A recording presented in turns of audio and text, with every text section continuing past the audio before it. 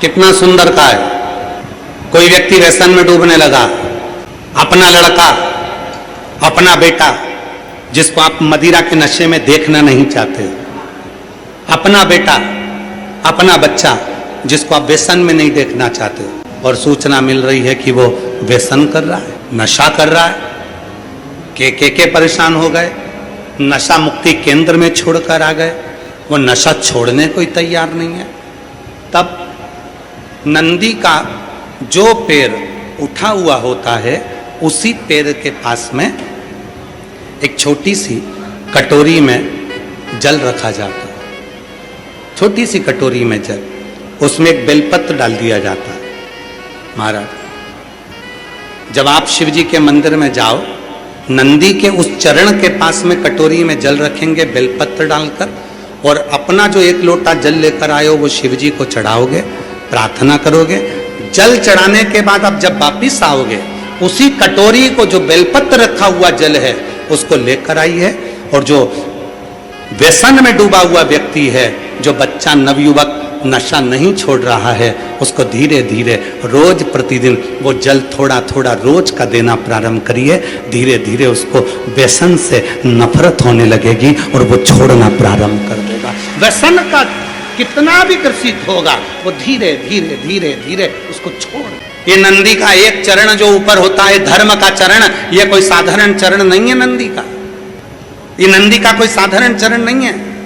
ये नंदी का जो चरण है, जिसका चरण ऊपर की हो रही है, साधारण चरण नहीं। कहते हैं बहुत तकलीफ है, बहुत कष्ट है, इतना टेंशन है, इतना टेंशन है कि पूरा डिप्रेशन में जीव जा रहा है। पहुंच जाओ नंदी के, बैठ जाओ नंदी के पास में, जो चरण उठा हुआ है उसी के पास में बैठ जाओ, नंदी के बिल्कुल बाजू पास। कुछ देर ओम का नाद करना प्रारंभ करिए। ओम। जब हम नंदी के चरण के पास में बैठकर ओम का नाद करते हैं, अभी अभी आप 2 क्षण के लिए, अगर आपके आमने सामने से कोई नहीं जा रहा हो तो आप बड़े प्रेम से, बहुत भाव के साथ अपना सीधा चरण थोड़ा सा खड़ा करिए, जितने जमीन पर बैठे हैं वो 2 क्षण के लिए बस कर देखिए। 2 क्षण के लिए सीधा चरण आगे करो और 5 बार ओम का नाद कर देखिए। कमर दुख रही है, पीठ दुख रही है, सिर दुख रहा है, डिप्रेशन हो रहा है, टेंशन है, 5 बार ओम का उच्चारण करना है आपको। केवल चरण आप इस तरह से इसको चरण को रख लो, बस केवल इस चरण को खड़ा करो और साथ में ओम का लंबा नाद करेंगे। सब साथ में बोलेंगे, सबके मुख से शब्द निकलना चाहिए और अच्छा लंबा स्वर निकलना चाहिए, अच्छी आवाज निकलना चाहिए, एकदम चुप रहकर नहीं, लंबा स्वर। आराम से बैठिए, नेत्र खोलकर स्मरण करिए।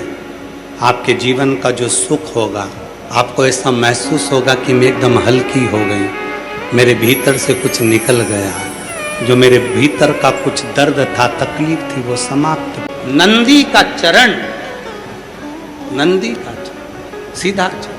कितनी भी टेंशन है, आप जाओ बैठो कुछ क्षण उस नंदी के पास, और अगर तुमको लगे कि मेरे घर में अशांति फैलती जा रही है, टेंशन ही टेंशन हो रहा है, जहां नंदी का सीधा चरण जो ऊपर है, नंदी का चरण, उसके चरण की रज थोड़ी सी लेकर आइए, अपने घर के दरवाजे पर उसका हाथ फेरना प्रारंभ करो। धीरे धीरे धीरे धीरे शांत। नंदी और शिवलिंग के बीच में एक सोमसूत्र होता है, वो सूत्र बंधे होने से नंदी से करी गई प्रार्थना शिव क्षण भर में सुन देते हैं और हमारे दुखों को समाप्त करना प्रारंभ। पर तेल लगाते हैं उस तरह से पूरे शरीर पर मलना प्रारंभ कर दें महाराज। ज़्यादा से ज़्यादा 20 दिन, ज़्यादा से ज़्यादा 21 दिन या 1 महीना, इतने में शरीर ठीक होना प्रारंभ हो जाता है। माघ महीने की शुक्ल पक्ष की 7वीं तिथि के दिन भगवान शंकर ने सूर्य देवता को रथ प्रदान करा था, उस पर बिठाया था।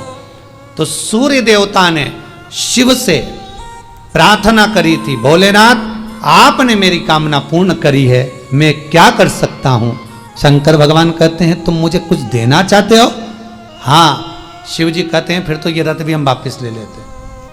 शंकर के पास में शिव केवल देता है, लेने की आकांक्षा शिव की नहीं होती कि हम मंदिर में लड्डू चढ़ाएंगे तब कामना पूरी होगी, मक्खन का भोग लगाएंगे तब कामना पूरी होगी, हम ये करेंगे 56 भोग लगाएंगे तब कामना पूरी होगी। ये शंकर के पास ये नहीं है। शिव आपसे कुछ नहीं मांग रहा, शंकर तो दिलाना जानता है। सूर्य देवता से कह दिया अगर देना चाहते हो तो जिस दिन आपको रथ पर बिठाया गया है उस दिन दान और पुण्य का दिन हो और काया की रोग से मुक्ति का। यहां तक महाराज BP, sugar, blood pressure, sugar और कोई ये डायलिसिस, फाइलिसिस जो भी क्रम है, बाईपास, जितनी भी टेबलेट आपकी चल रही हो और उस टेबलेट से पीछा छुड़ाना है आपको कि आप हमको डॉक्टर के पास बार बार जाकर नहीं दिखाना, तो शंकर का स्मरण कर कर 108 शमी के पत्ते शंकर की पंचायत जहाँ लगी हो शंकर के शिवलिंग पर समर्पित करें।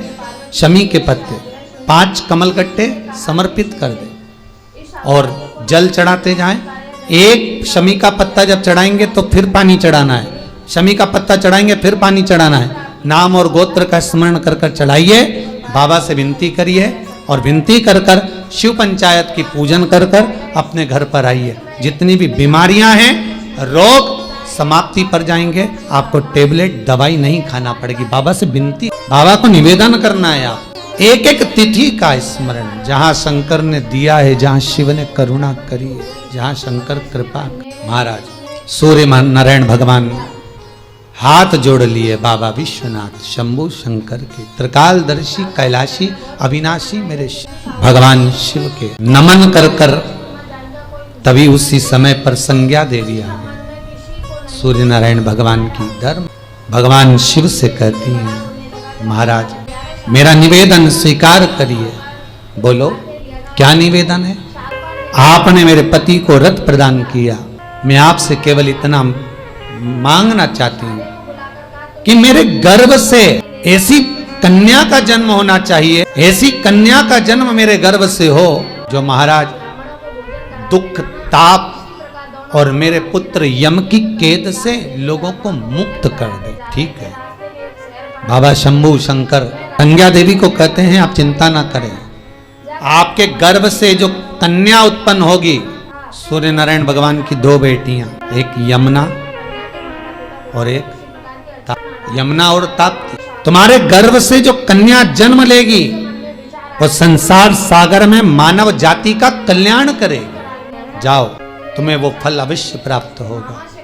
शिव की करुणा ऐसी हुई कि महाराज संज्ञा देवी के गर्भ से कन्या का जो जन्म हुआ वो यमुना, और यमुना के साथ एक कन्या का और जन्म हुआ जो ताप्ती का है। पूरी दुनिया में केवल एक ऐसी नदी है ताप्ती जिसके अंदर हड्डियों को आधे घंटे के लिए डाला जाता है और वो हड्डी तुरंत गल जाती है। पूरी दुनिया में केवल एक ही नदी है ताप्ती, जिसमें अस्थि का विसर्जन जो किया जाता है वो एकदम अस्थियों को समाप्त कर दे।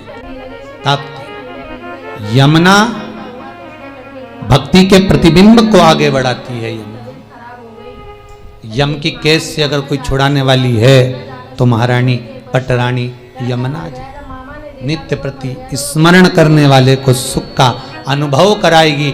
शंकर कहते हैं संज्ञा देवी तुम्हारे गर्भ से जो कन्या जन्म लेंगी वो जगत का कल्याण करने वाली है। सूर्य नारायण भगवान आनंद स्मरण करते हैं महाराज, और सूर्य देवता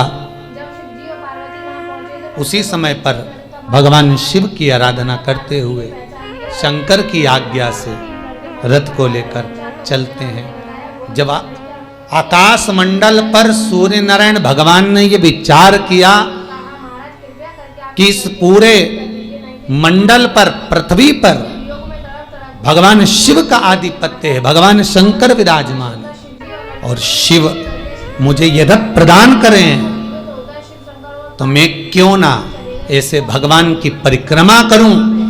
परिक्रमा करने के लिए सूर्य निकल गया परिक्रमा कर, नित्य विचरण कर रहा है। नित्य महाराज जब स्मरण करा भगवान शंकर का सूर्य देवता ने, एक बहुत सुंदर बात है, अपनी जिंदगी में इसको जरूर उतार कर रखना कि शंकर के मंदिर में जाकर आप जल चढ़ा रहे हैं, शंकर के मंदिर में जाकर आप दूध चढ़ा रहे हैं, शंकर के मंदिर में जाकर आप पूजा कर रहे हैं और शंकर जी आपकी नहीं सुन रहे तो जरूर अपनी सेवा में कमी हो। शिव देने में कमी नहीं रखता, कमी अपनी सेवा में। कई लोग कहते हैं हम शंकर जी की आराधना करते हैं, हम पूजन करते हैं, मैं तो इतने साल से बेलपत्र चढ़ा दी, मैं तो इतने साल से जल चढ़ा रही हूं, मैं इतने समय से भगवान के 16 सोमवार कर रही हूं, मैं इतने समय से संकट सोमवार के व्रत कर रही हूं। भगवान नहीं सुन रहे तो उसमें भगवान की गलती नहीं है, गलती तुम्हारी है, गलती तुम्हारी। जब 10 दिशाओं को भगवान शंकर ने बांटा और शंकर भगवान ने 10 दिशाओं को बांटा तो 10 दिशाओं का आधिपत्य बनाया है कि कौन सी दिशा में कौन सा देवता इसका आधिपत्य रखेगा, कौन से देवता यहां पर निवास करेंगे, किसका आधिपत्य इस दिशा में होगा। पूरब, पश्चिम, उत्तर, दक्षिण, ये चारों दिशा सामने आकर खड़ी हो गई भगवान शंकर के सामने, भगवान शिव के सामने खड़ी है। चारों धीरे धीरे करते ईशान, वायव्य ये भी आकर खड़ी हो गई। 10 दिशा शिव जी के सामने थी, 10 दिशा सारी की सारी दिशाएं सामने आकर जब खड़ी हुई, केवल एक दिशा ऐसी थी दक्षिण, जो भगवान शंकर का स्मरण कर रही थी, भगवान शंकर के स्वरूप का अनुमोदन कर रही थी, केवल दक्षिण दिशा। कई लोगों के मन में एक प्रश्न है, जीवन से होगा शायद, और जितने लोग टीवी पर सुन रहे हैं, मोबाइल पर सुन रहे हैं कथा को, यूट्यूब फेसबुक पर, आपके भी मन में यह प्रश्न आया होगा, कभी जिंदगी में तो आया होगा कि शंकर जी की जलाधारी उत्तर में क्यों होती। कभी तो जीवन में प्रश्न आया होगा आपके भी कि सब शंकर जी के मंदिर में शंकर जी की जलाधारी उत्तर की क्यों होती है, किस लिए। महाराज केवल एक दिशा ऐसी है, दक्षिण दिशा, भगवान शंकर का गुणगान कर रही है, भगवान शंकर का स्मरण, सारी दिशाएं आपस में चर्चा कर रही थी। दक्षिण दिशा शिव की आराधना कर रही थी, शंकर